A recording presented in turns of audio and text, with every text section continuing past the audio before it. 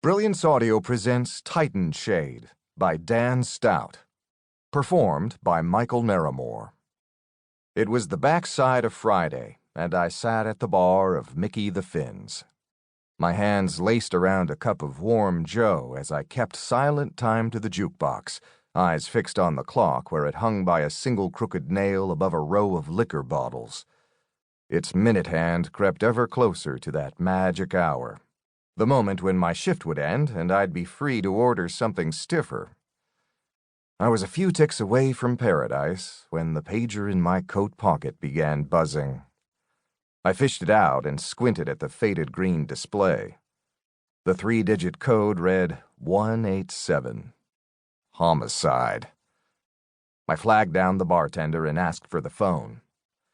He brought it over, untangling the cord and dropping it on the bar top hard enough to jangle the ringer. I spun the rotary dial and waited for dispatch to pick up. I jotted the details down in my notepad. Room 430 at the Eagle Crest Hotel. I hung up, dropped enough change to cover my coffee, and with an ache I felt in my bones, pulled myself off the cracked vinyl seat of the bar stool. As I left the Finns, I paused at the door, my hand over the geovent in the floor. Warm air steamed up, tinged with the strong, rotten egg smell of sulfur. I could tell the imps were really giving the big guy hell that day. Though I'd long ago stopped believing he could hear us, I mouthed the traditional prayer of departure. For your suffering, which brings us safety and warmth, we thank you. My pager buzzed again. Code 21. All available units to report. Prayer time was over. I walked out the door and onto the filthy streets of Titanshade. The sidewalks seethed, the customary sea of pedestrians making walking difficult but not impossible. Street traffic was almost standing still, slowed to a crawl by a funeral procession. A long line of Thoreau folk trailed behind a wagon-wheeled hearse driven by a team of matte-black horned beetles. The wide-brimmed hats and bonnets of the Thoreau shaded smooth faces plucked free of any hair.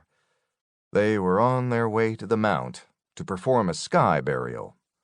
A taxi would only get stuck behind the beetles, and I had hopes of making it back to Mickey the Finns that night. So I decided to hoof it, breaking into a fast stroll to cross the street ahead of the procession. It was winter, and the shortened day was already dissipating into twilight. Although the sky was darkening, the evening air grew warmer as I moved toward the mountain at the northeast edge of the city. I unbuttoned my overcoat and shoved my scarf into a pocket as I dodged panhandlers and slower pedestrians. Other travelers moving mountwise did the same, shedding layers as they walked toward warmer air, while those heading leeward slipped into jackets or zippered sweaters. The crowd was relatively calm, with only a few obscenities and lewd gestures thrown around as we all jostled for position on the sidewalks. There was a daily chaotic madness to my town, a blue-collar work ethic still visible regardless of how many coats of oil money had been slapped over it the last 50 years.